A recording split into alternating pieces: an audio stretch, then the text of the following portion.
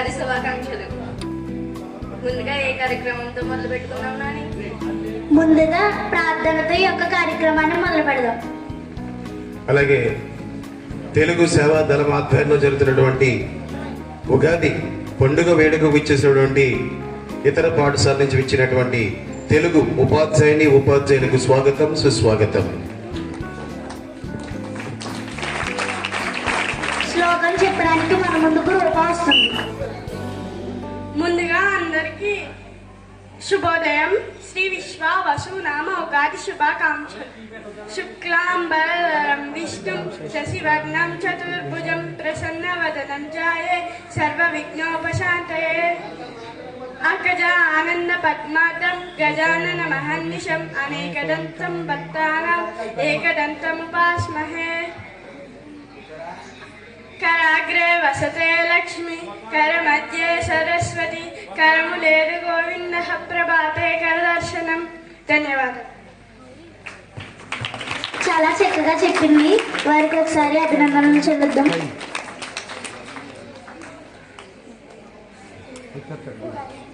అసలు ఉగాది అంటే ఏమిటి నాని? ఉగాది అంటే తెలుగు సంవత్సరాది మొదలు. ఎప్పుడు వస్తుంది అని అడిగితే చైత్ర శుద్ధ పాడ్యమి నాడు మొదలవుతుంది. ఇప్పటిదాకా క్రోధి నామ సంవత్సరంలో మనం ఫలితాలను అనుభవించాం. ఇప్పుడు మనం శ్రీ విశ్వావసు నామ సంవత్సరంలో అడుగు పెడుతున్నాం. చాలా చక్కగా చెప్పారు కదా, అందరూ అభినందనలు.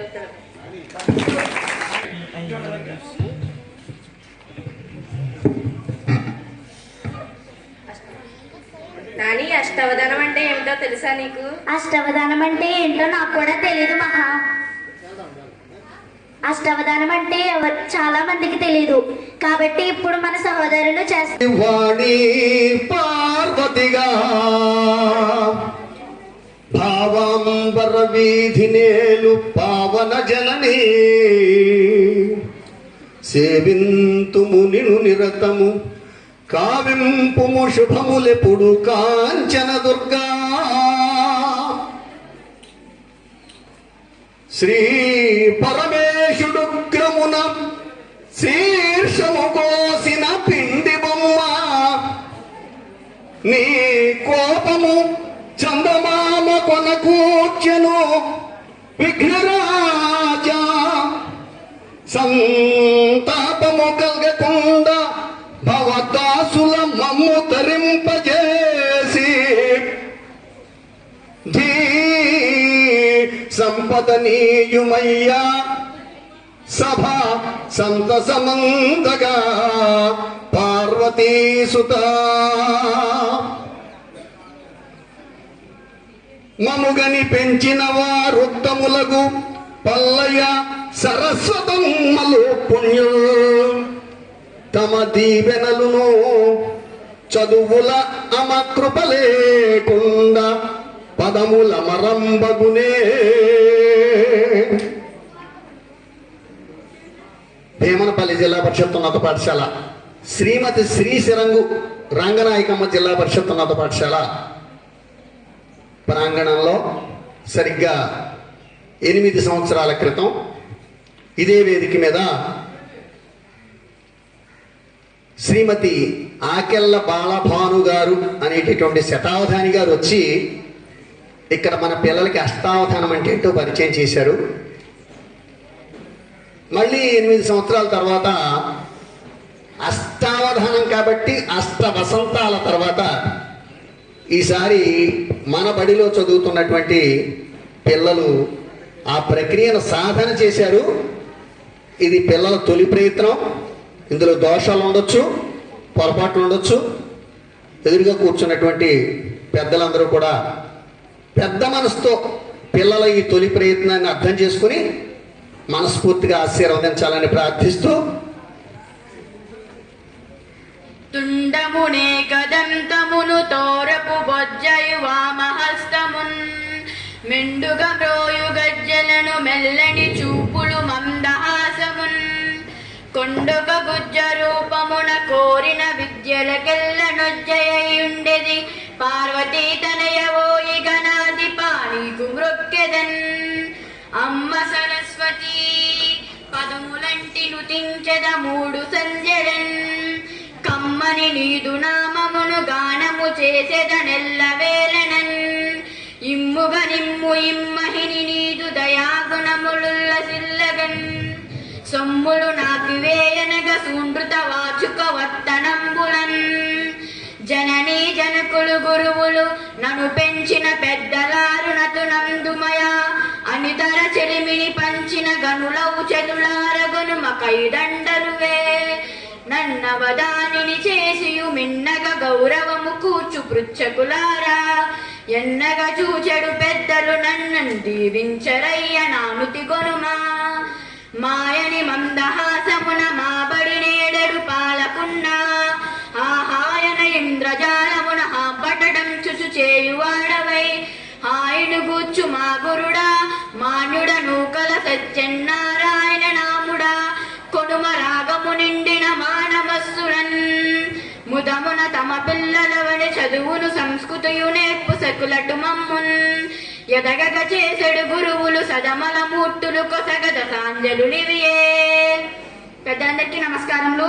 ఇక్కడ విచ్చేయించున్న ఉపాధ్యాయులందరికీ నమస్కారములు. 9వ తరగతి ఏ సెక్షన్ లో చదువుతున్నాను. నేను నిషేధాక్షరి అంశాన్ని నిర్వహిస్తున్నాను. అవధాని గారికి నమస్కారములు. నా పేరు సత్య. నేను 9C సెక్షన్ లో చదువుతున్నాను. అంత్యాక్షరి అనే అంశాన్ని చేస్తున్నాను. అవధాని గారికి నమస్కారములు. నా పేరు లక్ష్మీ కీర్తన. నేను 9వ తరగతి B సెక్షన్ లో చదువుతున్నాను. నేను న్యస్తాక్షరి అనే అంశాన్ని నిర్వహిస్తున్నాను. అవధాని గారికి నమస్కారములు. నా పేరు యాళ్ళ ప్రమీణ. నేను 9వ తరగతి C సెక్షన్ లో చదువుతున్నాను. నేను వ్యస్తాక్షరి అనే అంశాన్ని చేస్తున్నాను. అవధాని గారికి నమస్కారములు. నా పేరు భార్గవి. నేను 9వ తరగతి చదువుతున్నాను. ఏ సెక్షన్ లో పుష్పగ్రహణం అనేది నిర్వహిస్తున్నాను. అవధాని గారికి నమస్కారములు. నా పేరు ఈషిక స్వరూప. నేను 9వ తరగతి B సెక్షన్ లో చదువుతున్నాను. నేను అప్రస్తుత ప్రసంగం అనే అంశాన్ని నిర్వహిస్తున్నాను. సభాసదులందరికీ ఒక చిన్న పరిచయం. అవధానం, అష్టావధానం ఇందులో కొంతమందికి పరిచయం ఉంటుంది, కానీ మరీ ముఖ్యంగా పిల్లలకి ఈ పరిచయం చేయాల్సిన అవసరం ఉంది కాబట్టి చెప్తున్నాను. అవధానం అంటే ఏకాగ్రత. ఒక విషయం మీద పరిపూర్ణమైనటువంటి ఏకాగ్రతను కలిగి ఉండడాన్ని అవధానము అంటారు. అటువంటిది అష్టావధానం అంటే 8 విషయాల మీద ఏకాగ్రతను కలిగి ఉండి 8 అంశాలకు సంబంధించినటువంటి విషయాలన్నీ గుర్తుంచుకొని వాళ్ళు అడిగినటువంటి విషయాన్ని చెప్పడాన్ని అష్టావధానం అంటారు. ఈ అష్టావధానం తర్వాత అర్ధశతావధానం అంటే 58 మందితో 50 మందితో చేసేటటువంటి అవధానం ఉంటుంది. అలాగే శతావధానం అంటే 100 మందితో చేసే అవధానం ఉంటుంది. అలాగే ద్విశతావధానం, త్రిశతావధానం, పంచశతావధానం, అలాగే సహస్రావధానం. ఆ తర్వాత ద్విసహస్రావధానం, త్రిసహస్రావధానం, పంచసహస్రావధానం. అంటే 5,000 మందిని ఎదురుగా కూర్చోబెట్టి దాదాపు 1 నెల రోజుల పాటు వాళ్ళందరూ అడిగేటటువంటి ప్రశ్నలకు సమాధానాలు చెప్పడాన్ని ఈ పంచసహస్రావధానం అంటారు. ఇంతవరకు తెలుగు భాష చరిత్రలో పంచసహస్రావధానం చేసినటువంటి వారు ఒక్కరే ఉన్నారు. వారు డాక్టర్ మేడసాని మోహన్. వారు తిరుపతిలో ఉంటారు. అలాగే మన ఆంధ్రప్రదేశ్లో పుట్టి పెరిగినటువంటి గరికపాటి నరసింహారావు గారు, డాక్టర్ కడిమెళ్ళ వరప్రసాద్ గారు, అలాగే మాడుగుల నాగపణి శర్మ గారు, వీరందరూ కూడా సహస్రావధానాలు చేసినటువంటి గొప్పవారు. అలాగే శతావధానం చేసినటువంటి వాళ్ళు మనకు చుట్టుపక్కల ఇందాక నేను చెప్పినట్టుగా ఆకెళ్ళ బాలభాను గారు, అలాగే జాన దుర్గా మల్లికార్జునరావు గారు, ఇలాగా మన పరిసర ప్రాంతాల్లోనే శతావధానం వరకు చేసినటువంటి వారు కూడా ఎక్కువ మందే ఉన్నారు. ఇక్కడ మనం ప్రస్తుతం తీసుకున్నటువంటి అష్టావధానంలో అష్ట అంటే 8 కాబట్టి 8 మంది పృచ్ఛకులు అంటే ప్రశ్నించేవాళ్ళు. అవధాని అంటే అవధానంతో జవాబులు చెప్పేవారు. ఆ యనమండుగురిని పృచ్ఛకులు అంటారు. ఇలా ప్రశ్నలు అడుగుతున్నప్పుడు వాళ్ళ ప్రశ్నలకి ఈ అవధాని గారు ఆలోచించి ఛందోబద్ధంగా జవాబులు చెప్పవలసి ఉంటుంది. అవధానం అనేది పూర్తిగా పద్యంతో ఆధారపడి ఉంటుంది. పద్యంతో అవధానం జరుగుతుంది. ఒక అప్రస్తుత ప్రశంస, అలాగే ఆ పుష్పగణనం అనేటటువంటి 2 విషయాలను కనుక తీసి పక్కన పెట్టినట్లయితే మిగిలిన 6 అంశాలు కూడా ఛందోబద్ధమైనటువంటి పద్యాలతో సమాధానాలు చెప్పాలి అవధాని గారు. అవధానం చెప్పడం అనేటటువంటిది ఆషామాషి విషయం కాదు. చాలా కష్టమైనటువంటి ప్రక్రియ. అవధానం మన మాటలా, అవధానం మన మాటలా, కనుటకాహ్లాదంబుగా నుండు మానవ మాతృండది చేయునే విధి తన్నారిన మనోహారిన వాణిన్ ధవళాంచ శుభగాత్రినేత్రినిన్ తవ సృష్టిన్ గెలిపింపబోయి పనుపను అంటారు అవధాన ప్రక్రియ గురించి. అంటే అవధానం చేయడం అనేటటువంటిది మానవ మాతృలు ఎవరు చేయలేరు. ఎవరు చేయగలుగుతారు అంటే బ్రహ్మదేవుడు తన భార్యని అవధానం చేయడానికి పంపిస్తే అప్పుడు అవధానం జరుగుతుందట. అంచేత సాక్షాత్తు సరస్వతీదేవి అవధానిని ఆవహించి ఆ అవధాని చేత పృచ్ఛకులు అడిగినటువంటి అన్ని రకాల ఛందోబద్ధమైనటువంటి ప్రశ్నలకి జవాబులు చెప్పవలసి ఉంటుంది. అవధానంలో అనేక రకాలైనటువంటి అంశాలు ఉన్నాయి. అయితే ఇక్కడ తీసుకున్నటువంటి అంశాలు కనుక గమనించినట్లయితే మొట్టమొదట దత్తపది, చిరంజీవి కొలకోటి కృష్ణతేజ దత్తపది అనే అంశం తీసుకున్నారు. దత్తపది అంటే ఇవ్వబడినటువంటి పదాలు. ఆవిడ ఒక 4 పదాలు ఇస్తారు.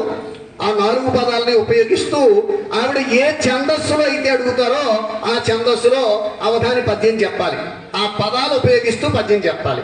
ఇది దత్తపదికి సంబంధించిన అంశం. రెండో అంశం సమస్య. ఈవిడ ఒక పద్య పాదాన్ని తయారు చేసుకుని ఒక్క పాదం మాత్రమే ఇస్తారు. ఆ పాదాన్ని పూర్తి చేస్తూ అర్థవంతమైనటువంటి పద్యాన్ని పూర్తి చేయాలి. ఇది కూడా ఆవిడ ఏ ఛందస్సులో ప్రశ్న ఇచ్చారో ఆ ప్రశ్నను మాత్రమే పూరించాలి. ఇక నిషిద్ధాక్షరి. నిషిద్ధాక్షరి అనేటటువంటిది కత్తి మీద సాము లాంటి ప్రక్రియ. ఎందుకంటే ఆవిడ ఒక ఛందస్సు అడుగుతారు. ఆ ఛందస్సులో ఒక అంశం చెప్పమని అడుగుతారు. ఆ అంశం చెప్పాలని మొదలు పెట్టే లోపులోనే ఫలానా అక్షరం వాడకూడదు అంటారు. ఆ అక్షరం వాడకూడదు, ఆవిడ అడిగిన అర్థం రావాలి, ఆవిడ అడిగిన ఛందస్సులో చెప్పాలి. ఇలాగ ప్రతి అక్షరానికి నిషేధం ఉంటుంది. కాబట్టి ఇది నిషేధాక్షరి అంటారన్నమాట. ఇక ఇక్కడ మనం తీసుకునేటువంటి అంశం అంత్యాక్షరి. అంత్యాక్షరి అంటే మీకు అందరికీ తెలుసు, సినిమా పాటలు పాడుకుంటుంటారు సాధారణంగా. ఆ అక్షరంతో పూర్తయిపోయేటటువంటి అక్షరం తీసుకుని ఆ అక్షరంతో మొదలయ్యే మళ్ళీ ఇంకో పాట పాడుతూ ఉంటారు అవతల వాళ్ళు. అదే అంత్యాక్షరి అనేటటువంటి అంశాన్ని ఇక్కడ పద్యాలలో ఛందోబద్ధంగా చెప్తారు. ఆవిడ ఒక పద్యం చెప్తుంది, ఆ చివరి అక్షరంతో అవధాని గారి పద్యం చెప్పాలి. అక్కడ న్యస్తాక్షరి చిరంజీవి కాటంరెడ్డి లక్ష్మీ కీర్తన న్యస్తాక్షరి అనే అంశాన్ని స్వీకరించింది. న్యస్తము అంటే ఉంచడం. ఉదాహరణకి ఈ పూల మొక్కలు తెచ్చి ఇక్కడ ఉంచారు, వీళ్ళందరినీ ఇక్కడ కూర్చోబెట్టారు, దీన్ని ఉంచడము అంటారు, న్యస్తము అంటారు అన్నమాట.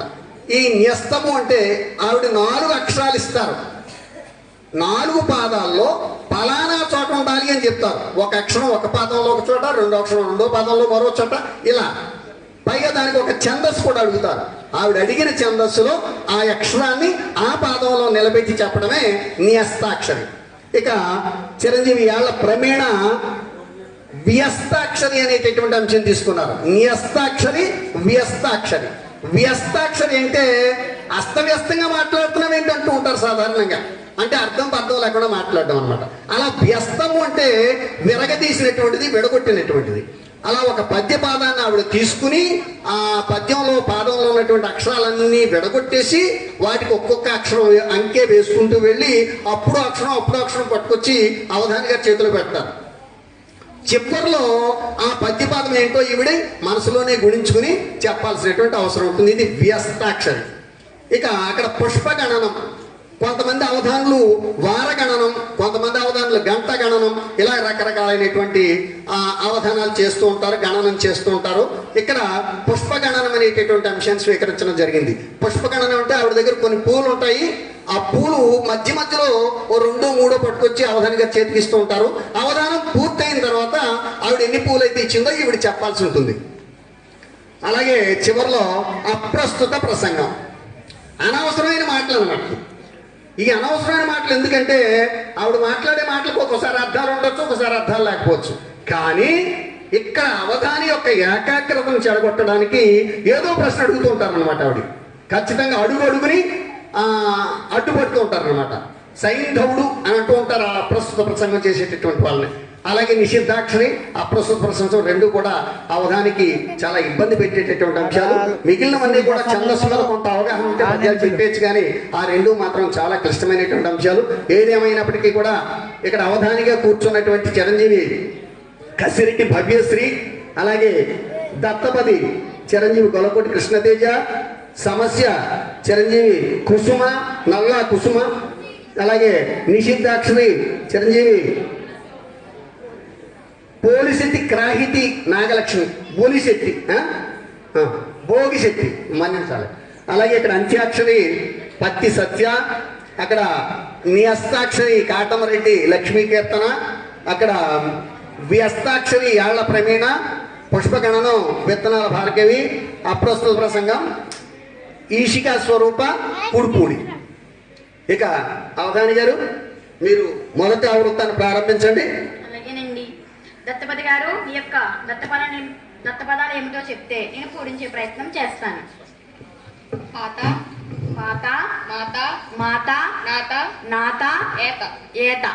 ఛందస్సు అండి, ఉచ్ఛ్వాసం అండి, అంశం, స్వేచ్ఛాంశం అండి.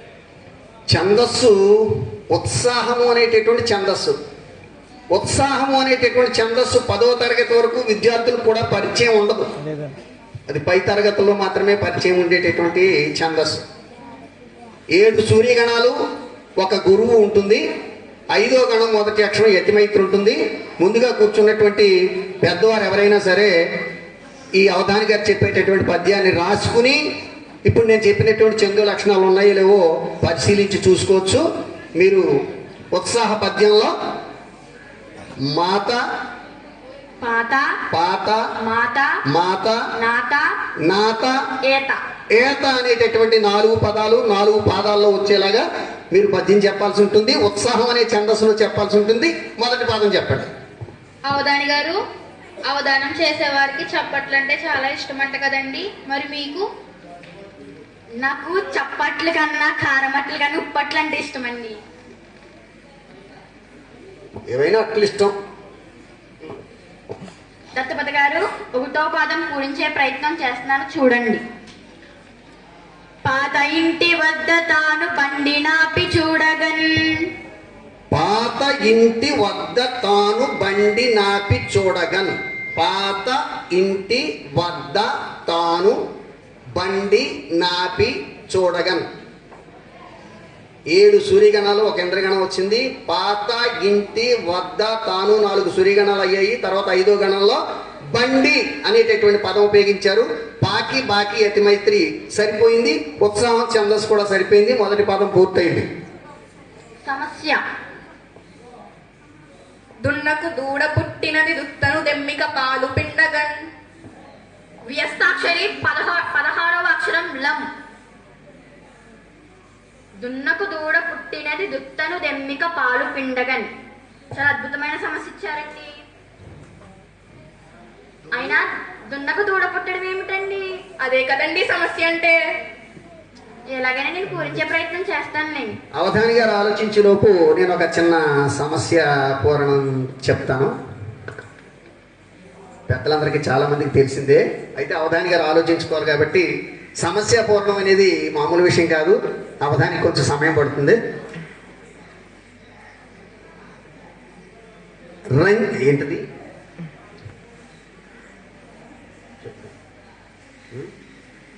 కుంజరయోధంపు దోమ పుట్టుకొచ్చొచ్చాను. చాలా మందికి తెలుసు. అది అప్పుడే అందరూ పొరలు ఊపుతున్నారు కూడాను. అదే పిల్లలకు తెలియదు కాబట్టి పిల్లల దృష్టిలో పెట్టుకుని మాత్రమే చెప్తున్నాను.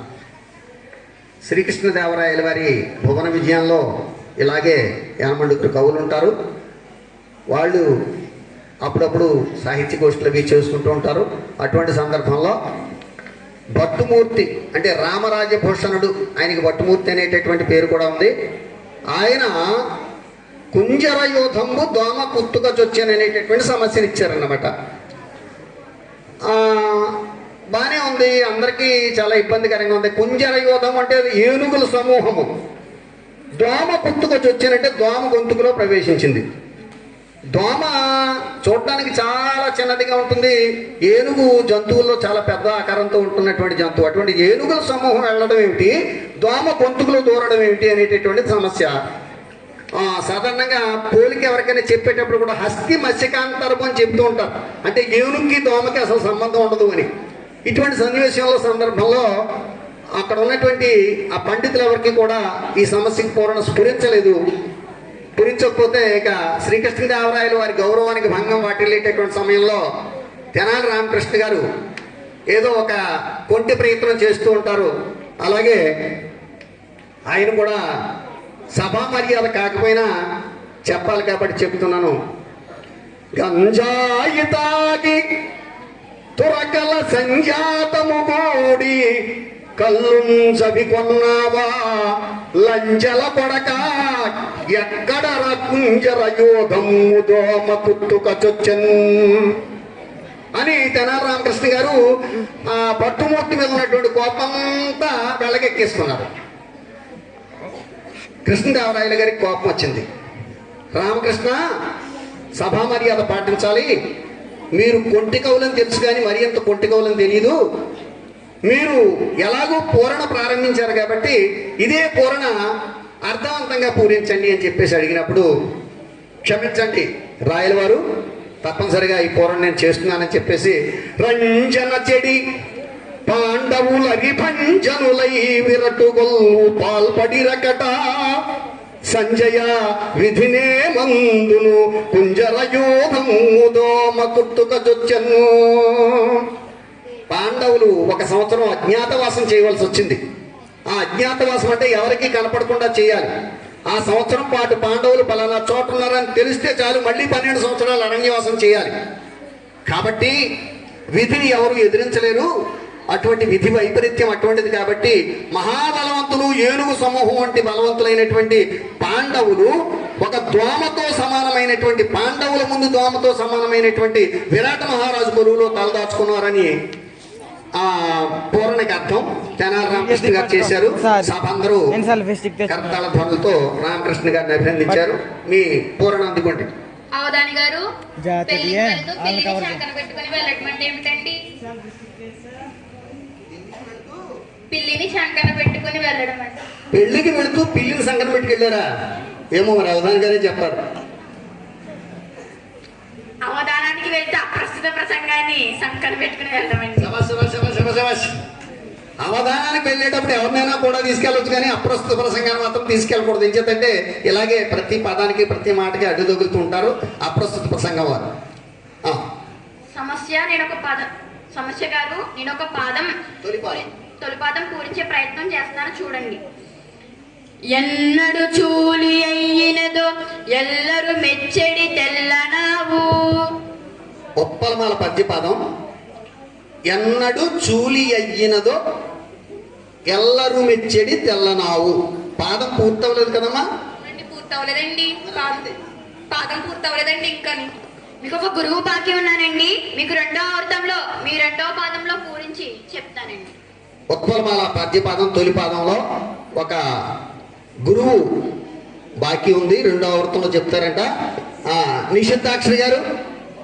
అవధాని గారు, నాకు కందపద్యం ఛందస్సు ప్రకృతి మీద పద్యం కావాలి, కానీ పాదం మొదలవకూడదు. కందపద్య ఛందస్సు ప్రకృతి మీద మళ్ళీ పద్యం, పాదం మొదలు పెట్టకూడదు అన్నారు. పాదం మొదలు పెట్టకూడదు అన్నారు కదా, నేను ఓతో మొదలు పెడుతున్నాను, చూడండి. ఓ హానిషేధం. ఓ కందపద్యం ఓ అంటే గురువుతో మొదలైంది కాబట్టి మొదటి గణం బేసి గణం కాబట్టి జగణం రాకూడదు. ఇక్కడ గురువుతో మొదలైంది కాబట్టి జగణం రాలేదు. అయితే ఇక్కడ ఓతో మొదలైనటువంటి గణాలు కందపద్యంలో ఉపయోగించడానికి రెండే గణాలు ఉన్నాయి. ఒకటి భగణము, రెండు గగము. అయితే మొదటి గణంగా భగణం వేసుకోవాలి, రెండో గణంగా లేకపోతే గగము అంటే 2 గురువులు వేసుకోవాలి. ఒక గురువు వేశారు, రెండో అక్షరం ఏం చేస్తారో చూద్దాం. వ్యస్తాక్షరి 17వ అక్షరం దు. ఓ కందపద్యం. ఈ యకార ఈకార. యకార ఈకారములు ఈ ఓయి పిలుస్తున్నారు అవధాని గారు ఎవరినో. ఇందాక నేను అన్నట్టుగానే 2 గురువులతో మొదటి గణం పూర్తయింది. ఇంకా 2 గణాలు మొదటి పాదంలో ఉన్నాయి, చెప్పాలి బాకీ. పానిషేధం. ప్రకృతి అంటారేమో పానిషేధించారు ఆవిడ. అవధాని గారు, అవధానాలను నిషేధించే పని మీకు అప్పచెప్తే ఏం చేస్తారండి?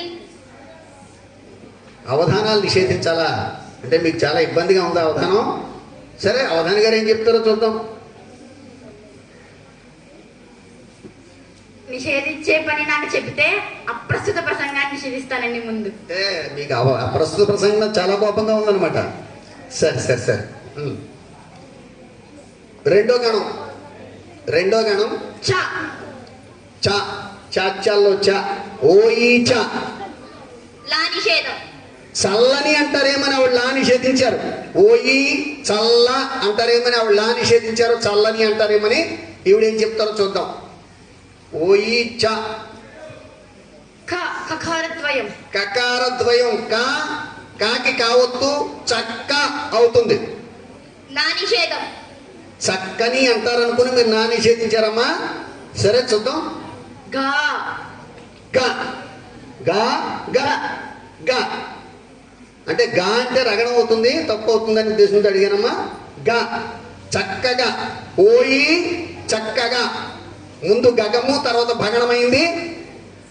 మరి ఇంకొక గణం బాకీ ఉంది మొదటి పాదంలో. పానిషేధం. పానిషేధం. చక్కగా. వీ. వీ మళ్ళీ గురు. హానిషేధం. హానిషేధం. చే. చే. వీచే. చక్కగా వీచే. మొదటి పాదం పూర్తయిపోయింది. మళ్ళీ 2 గురువులు వేసుకుని 3వ గణం పూర్తి చేశారు. అవధాని గారికి మొదటి ఆవృతం విజయవంతంగా పూర్తి చేసుకున్నారు. కాబట్టి ఒకసారి మీరు అందరూ కర్తాళ ధ్వనులతో. ఇప్పుడే పాఠశాల ప్రాంగణంలో ప్రవేశించినటువంటి మన పాఠశాల రాజపత్ర ప్రధాన ఉపాధ్యాయులు శ్రీ నూతల సత్యనారాయణ గారికి తెలుగు సేవాదళం తరఫున, అవధాన బృందం తరఫున స్వాగతం పలుకుతూ వారికి అక్కడెక్కడ ఒక ఆసనాన్ని ఏర్పాటు చేయవలసిందిగా పిల్లల్ని, కార్యకర్తల్ని విజ్ఞప్తి చేస్తున్నాము. అలాగే ఇటీవల మొన్న అతి కొద్ది రోజుల క్రితం ఇదే వేదిక మీద చెలిమి తోట అనేటటువంటి ఒక పుస్తకాన్ని ఆవిష్కరించుకున్నటువంటి కవయిత్రి శ్రీమతి సిరంగు సుబ్బలక్ష్మి గారు ఇప్పుడే మన అవధానం తిలకించడానికి వచ్చారు, మన కార్యక్రమాలను తిలకించడానికి వచ్చారు. వారికి కూడా మన పాఠశాల తరఫున, తెలుగు సేవాదళం తరఫున స్వాగతం పలుకుతున్నాం. అవధాని గారు చెప్పండి. నిషిద్ధాక్షరి మొదటి పాదం దిగ్విజయంగా పూర్తి చేశారు, మీకు అభినందనలు. ఇప్పుడు అంత్యాక్షరి. వ్యస్తాక్షరి 9వ అక్షరం అన. ఉత్సాహవంతులు ఎవరైనా ఉంటే కలం తీసుకుని, కాగితం తీసుకుని ఇక్కడ చెప్పినటువంటి అంకే అక్షరం రాసుకోండి. అవన్నీ చివరిలో పేర్చుకోండి. ఓ పద్యభాగం వస్తుంది, అది ఆవిడ చెప్పుకుంది. ఆవిడ చెప్పినప్పుడు ఒక్కో తప్పో మీరు చెప్పాలి. అంత్యాక్షరి. నీవు చెప్పిన ఎట్ల రాజీవ నేత్రు పాద పద్మంబులాశ్రయింపంగా జనుట పరమ శోభనమా చక్రపాణికిప్పుడు గానుకేమైన గుంపోవగలదే మనకు. సహజ కవి బమ్మెర పోతన గారి శ్రీమదాంధ్ర మహాభాగవతం నుంచి కుచేలోపాఖ్యానంలో ఉన్నటువంటి ఒక పద్యాన్ని మన అంత్యాక్షరి వారు మనకి ఇక్కడ అందించడం జరిగింది.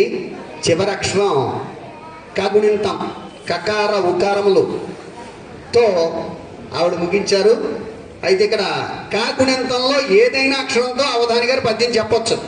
అంత్యాక్షరంలో ఆ సౌలభ్యం ఉంది. పుష్పగణం మరో 5 పుష్పాలు తెచ్చిచ్చారు.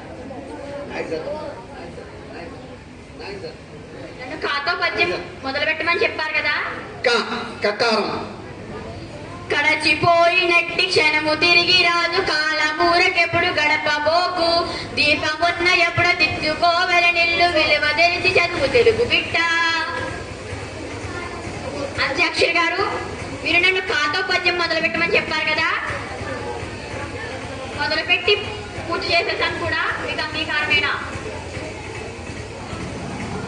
న్యస్తాక్షరి. అవధాని గారు, ఛందస్సు చంపకమాల ఛందస్సు తొలిపాదం తొలి అక్షరం ఆ, తొలిపాదం తొలి అక్షరం ఆ, రెండో పాదం 6వ అక్షరం వా. రెండో పాదం 6వ అక్షరం వా. మూడో పాదం 19వ అక్షరం నా. దా. దా. మూడో పాదం 19వ అక్షరం దా. నాలుగో పాదం 4వ అక్షరం నా. నాలుగో పాదం 4వ అక్షరం నా. అవధాన. అంశం స్వేచ్ఛాంశం అండి. హంసం స్వేచ్ఛాంశం అన్నారు కదా, చూద్దాం, పూరించే ప్రయత్నం చేద్దాం. న్యస్తాక్షరి మొదటి పాదం మొదటి అక్షరం అ. చంపకమాల వృత్తం అడిగారు. రెండో పాదం 6వ అక్షరం వా. మూడో పాదం 19వ అక్షరం ధా. నాలుగో పాదం 6వ అక్షరం నా. 4వ అక్షరం నా. ఈ అవధాన అనేటటువంటి పదాలని 4 పాదాల్లోనూ ఉపయోగిస్తూ చంపకమాలలో ఆవిడ పద్యం చెప్పాలి. బహుశా అవధానం గురించే చెప్తారేమో చూద్దాం. వ్యస్తాక్షరి 6వ అక్షరం దై. శత్రుత్వముంచకుండిన జాలు నృపవాసములు నిత్యముండినట్లు పరుల మనస్సు నవ్వ బల్కగుండిన జాలు చతురత వేదముల్ చదివినట్లు ఇతరుల సొమ్మాశ్రయించకుండిన జాలు నోపికతో ధర్మమసగినట్లు వారు వీరని ఎంచి పర్వకుండిన చాలు దివ్య తీర్థములకు తిరిగినట్లు చాడి మాటలనొకరిపై సాహసమున బెట్టకుండిన జాల్గుడుల్ కట్టినట్లే పుడమి శ్రీవల్లి వేడు సత్పుర నివాస వనిత నరసాంబ బ్రోవుమా వరదరాజా. ఒక చక్కటి పద్యాన్ని వినిపించడం జరిగింది. అంత్యాక్షరి చివరి పద్యం వరదరాజా. చకారంతో పద్యం చెప్పాలి. మొదలెట్టండి అవధాని గారు. అవధాని గారు, ఎగ్జామినర్ దిద్దని పేపర్ ఏమిటండి? న్యూస్ పేపర్ అండి. ఎగ్జామినర్ అంటే పేపర్లు దిద్దేవారు. దిద్దనటువంటి పేపరు న్యూస్ పేపర్ అంటే వార్తాపత్రిక. 4వ ఆవృత్తం పూర్తవుతోంది. అంత్యాక్షరికి జకారంతో పద్యం చెప్పాలి. జ. జననీ జనకులు నినుగని పెంచిన దేవతల టంచు పెనుపగు భక్తి గనుగని అనసని వారిందను పొటయే నీకు సౌఖ్యదము విద్యార్థి. విద్యార్థి శతకం నుంచి అంత్యాక్షరి పద్యం చెప్పారు. బాగుంది అమ్మా, మీకు సంతృప్తికరమేనా? ఇక నిషిద్ధ న్యస్తాక్షరి. న్యస్తాక్షరి వ్యస్తాక్షరి న్యస్ 3వ అక్షరం దా. న్యస్తాక్షరి చివరి పాదం 6వ అక్షరం నా రావాలి. 4వ అక్షరం 4వ అక్షరం నా రావాలి. అవధానం అనేటటువంటి పదం రావాలి. అవధాని గారు, రాము వాళ్ళ నాన్నకి 5 కొడుకులు. నలుగురు కొడుకుల పేరు జనవరి, ఫిబ్రవరి, మార్చ్, ఏప్రిల్. మరి 5వ వాడి పేరు ఏమిటండి? రాము. ఎలా అండి? రాము వాళ్ళ నాన్నగారి కొడుకులు కదండి. రాము వాళ్ళ నాన్నగారికి 5 కొడుకులట. రాము వాళ్ళ నాన్నగారికి 5 కొడుకులట. వాళ్ళ పేర్లు వరుసగా జనవరి, ఫిబ్రవరి, మార్చి, ఏప్రిల్. మిగిలిన వాడి పేరేంటి? రాము. రాము. బాగుందండి, బాగుంది. తర్వాత న్యస్తాక్షరి 4వ పాదం 4వ అక్షరం నా రావాలి. చూసుకోండి జాగ్రత్తగా. చంపకమాల 4 లఘువులు రావాలి. మనమున నేర్చుచుండే తను. మనమున 4వ అక్షరం నా. సరిపోయిందా? సరిపోయిందండి. ఇప్పుడు పాదం పూర్తవుతుంది చూసుకోండి. మనమున నేర్చుచుండే తను మాటికి మాటికి వెక్కుచున్. మనమున నేర్చునుండే తను మాటికి మాటికి వెక్కుచున్. పూర్తయిందమ్మా? చాలా అద్భుతంగా చెప్పారు. ధన్యం. మీ పద్యం పూర్తయిపోయింది, అలాగే అవధానం కూడా పూర్తయిపోయింది. అయితే ఇక్కడ వ్యస్తాక్షర వారికి ఆవిడ ఏ పద్యపాదం ఇచ్చిందో చెప్పాలి. అలాగే పుష్పగణన వారికి ఆవిడ ఎన్ని పుష్పాలు ఇచ్చారో చెప్పాలి. ఈ 2 చెప్పే ముందు ధారణ చేస్తారు. మీరు చెప్పేనమ్మా. వ్యస్తాక్షర చెప్పండి. వ్యస్తాక్షర పద్యపాదం పూర్తయిపోయిందా? మీరు ఇంకెవ్వాలా? చంపకమాల ఛందస్సు, ఉప్పలమాల ఛందస్సు, వ్యస్తాక్షరి ఒక ముక్క పట్టుకొచ్చి ఇచ్చినటువంటి పాదం ఇప్పుడు చెప్తున్నారు అవధాని గారు, జాగ్రత్తగా వినండి. అమ్మ ఉత్పలమాల ఛందస్సేనా? అమ్మయ్య ఛందస్సు ఉప్పు. ఆపదలందు ధైర్యమును మంచిత సంపదలందు దాల్మియున్. ఆపదలందు ధైర్యగుణ మంచిత సంపదలందు దాల్మియం. తర్వాత పుష్పగణనం 42 పుష్పాలు ఇచ్చినాయి. పుష్పగణనంలో భార్గవ్ గారు 42 పుష్పాలు ఇచ్చేస్తా ఏమా, సరిపోయిందా? ఇప్పుడు ధారణ కార్యక్రమం. ఇంతవరకు అవధాని గారు చెప్పినటువంటి పద్యాలన్నీ మళ్ళీ ఒకసారి అప్పచెప్పేస్తారు, అందరూ చూసుకోండి జాగ్రత్తగా. చెప్పండి అమ్మా. దత్తపతి పాత ఇంటి వద్ద తాను పండినాపి చూడగన్ మాతమమ్ము చూచినంత మంచి నీళ్ళనివ్వగన్ నా తదమున త్రాగి నేను నలసియున్న యొజ్జతో ఏ తలములోన నుండి నిందు వెతుక కావలన్. సమస్య దున్నకు దూడ పుట్టినది దుత్తరు దెమ్మిక పాలు పిండగన్ మారెన్న ఎన్నడు చూలి అయ్యినదో ఎల్లరు మెచ్చని తెల్లనావు మారెన్నక దాని గట్టి పొలమెట్టుల దున్నగ చూచినారయా ఇన్నడు రే జాము అది ఈనెను మానుము నీవు దానితోన్ దున్నకు దూడ పుట్టినది దుత్తను దెమ్మిక పాలు పిండగన్. నిషిద్ధాక్షరి. ఓయి చక్కగా వీచే వాయు పయనమున సుఖించు వారిన్ మధులన్ హాయిన్ కలుగందాత్రిన్ హేయంపు పనులు తప్పు హే సజ్జనుడా. అంత్యాక్షరి. 4 పద్యాలు వరుసగా చెప్తారు, చూసుకోండమ్మా. కలచిపోయినట్టి క్షణము తిరిగి రాదు కాలమూరకెప్పుడు గడపబోకు దీపమున్న ఎప్పుడు దిద్దుకోవల నిల్లు విలువ తెలిసి చదువు తెలుగు బిడ్డ. మేలైనను కీడైనను శీలావతి మనుజుడెత్తు సేయు పరులకున్ వాలయమ్మునది ఫలకాలంబున గుడుచు వేలు గలగదు చెప్పుమా. 2, 3 నాది నాది నాది నా దేవదత్తుండు కాదు నాది అనను గౌతముండు వాదులాడి ఆడి వారిద్దరును గూడి ఏది కూడా నిర్ణయింపలేక 4 జననీ జనకులు నిన్నుగని పెనిచిన దేవతల టంచు పెడుపగు భక్తిం కనుగొని అనుసమి వారిందను పటే నీకు సౌఖ్యదము విద్యార్థి. న్యస్తాక్షరి. చంపకమాల వృత్తం. అవధాన పదం రావాలి. అని తన కేలు సాయముగా నందర గేహము చేర్చు నన్ను నాకు నయము సేవ చేయుచు నన్నము సైతము వీడి తోడుగా కనులకు మూత వేయగయ కంటికి మంటికి నేకదారగా మనమున నేర్చుచుండే తాను మాటికి మాటికి వెక్కి వెక్కుచున్. వ్యస్తాక్షరి. వ్యస్తాక్షరి. మీకు ఒక పాదం ఇచ్చారు, మీరు ఆ పాదం చెప్తున్నారు, వినడమ్మా. ఆపదలందు ధైర్యగుణ మంచిత సంపదలందు దాల్మియున్. అయిపోయిందా? సరే. తర్వాత పుష్పగణన ఎన్ని పూలు ఇచ్చారమ్మా? 42 పుష్పాలు. 42 పుష్పాలు ఇచ్చారు. అప్రస్తుత ఉపశంసి వారు శక్తి మేరకు దెబ్బలాడారు. మీకు అందరికీ కూడా ఈ అవధానం చేసినందుకు మరొకసారి మనస్ఫూర్తిగా అభినందనలు తెలియజేస్తూ శతమానం భవతి శతాయు పురుషేంద్రియ ఆయుష్ేంద్రియే ప్రతిష్టతి. ప్రధాన ఉపాధ్యాయులు వారు సందేశాన్ని ఇస్తారు. మాకు సెలవు. మరి సహస్రావధానం, శతావధానం, సహస్రావధానం కూడా చూశాను సత్యసాయి కళ్యాణ మండపంలో. శతావధానం కూడా చూశాను. అష్టావధానం ఆల్రెడీ మన ఎవరు అవధాన మాస్టర్ ఉన్నారు కదా, సూర్యనారాయణ గారు, లెక్కల మాస్టర్, ఆయనకి నాకు కండక్ట్ చేశారు లెక్కల్లో ఒకసారి. ఈసారి మన స్కూల్లో అది కూడా పెట్టిస్తాను నెక్స్ట్.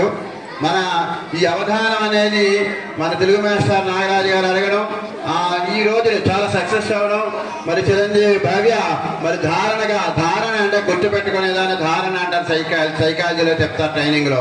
ఆ ధారణ అనేది కొన్నింటికి పద్యాలకు ధారణ కావాలి, అలాగే సూత్రాలు లెక్కల సూత్రాలకు ధారణ కావాలి.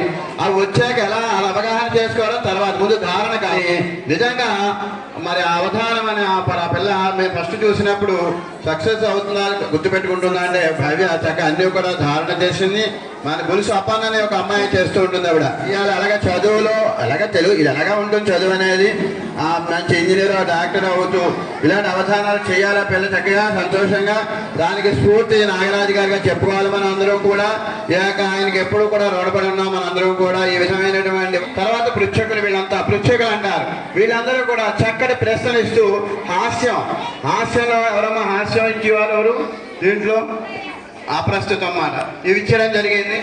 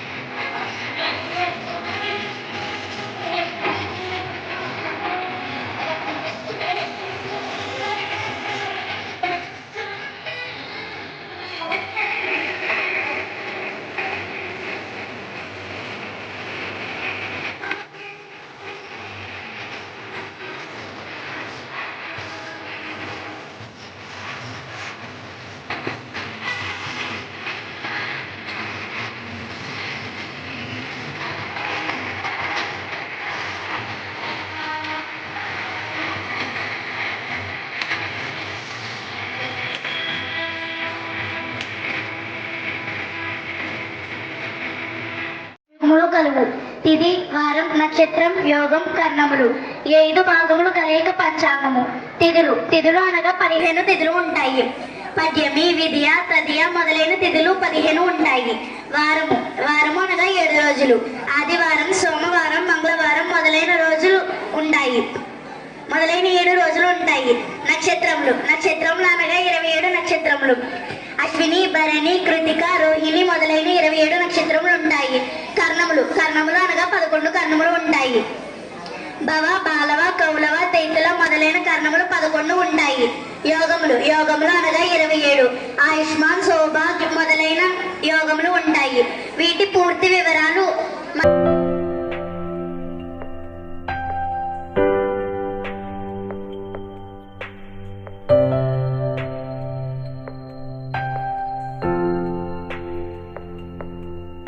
చదువుతున్నాను. ముందుగా శ్రీ విశ్వాసు ఉగాది శుభాకాంక్షలు. తారాబలము చంద్రబాలు వివరణ అంటే ప్రతి ఒక్క నక్షత్రము మరియు స్థానంపై ఆధారం ఉంటుంది. తారాబలము ప్రత్యేక ఫలము ఉంటుంది. ధన్యవాదాలు. నా పేరు శ్యామప్రసన్న. నేను 6వ తరగతి చదువుతున్నాను. మీ అందరికీ ముందుగా శ్రీ విశ్వాసు నామ సంవత్సర ఉగాది పండుగ శుభాకాంక్షలు. చంద్రబాలము చక్రవర్తి వివరణ తన జనరాశి లాగాగత చంద్రవర్ణ రాశి వరకు గణన చేయగా 1, 3, 6, 7, 10, 11 రాశులందు కార్య విశాష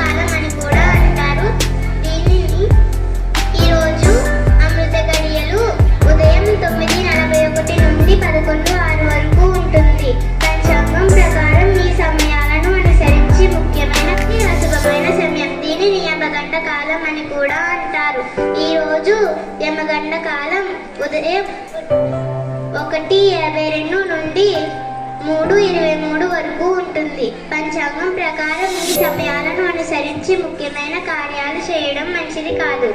ఇలాగే ప్రతిరోజు అమృత గడియలు యమగండం ఉంటాయి. ధన్యవాదాలు. అందరికీ విశ్వాసనామ ఉగాది పండుగ శుభాకాంక్షలు. నా పేరు సురేంద్ర. నాయక పదములు రాజాది నాయక పదములు చెప్పడానికి వచ్చాను. నాయక పదములు అంటే 9 ఉంటాయి. అవి ఏంటి? రాజు, మంత్రి, సేనాధిపతి, అర్ఘాధిపతి, మేఘాధిపతి, పూర్వ సస్యాధిపతి, ఆభా సస్యాధిపతి, రసాధిపతి, నేసాధిపతి.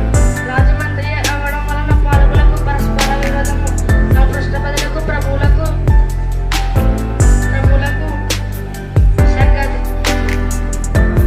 మంత్రి చంద్రుడయ్యాడు. చంద్రమంతుడు అగుడు వలన ప్రజా విజయం, రాజకీయ విజయం, రాజులకు అభివృద్ధి, సృష్టి.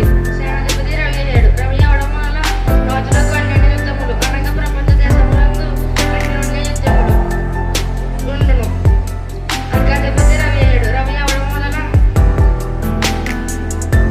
వర్షాలు తక్కువ, ధరలు హెచ్చు, రాజకీయ పరిస్థితులు పరివర్తనలు. మేఘాధిపతి రవి కండవృష్టి, పంటలు తక్కువ, ఎర్రని భూములు, ఎర్రని ధాన్యం బాగుగా ఫలించును. ప్రజలకు భయభ్రాంతులకు గురి అసదు. ముందుగా అందరికీ శ్రీ విశ్వనామ ఉగాది పండుగ శుభాకాంక్షలు. నేను రాశులు, రాశి ఫలాల గురించి చెప్పబోతున్నాను. రాశులు అంటే 12 ఉంటాయి. ముందుగా మేషరాశి. ఫలితములు: అశ్విని 1, 2, 3, 4 పాదములు, భరణి 1, 2, 3, 4 పాదములు, కృత్తిక 1వ పాదము. ఆదాయం 2, వ్యయం 14, రాజపూజ్యం 5, అవమానం 7. వృషభ రాశి.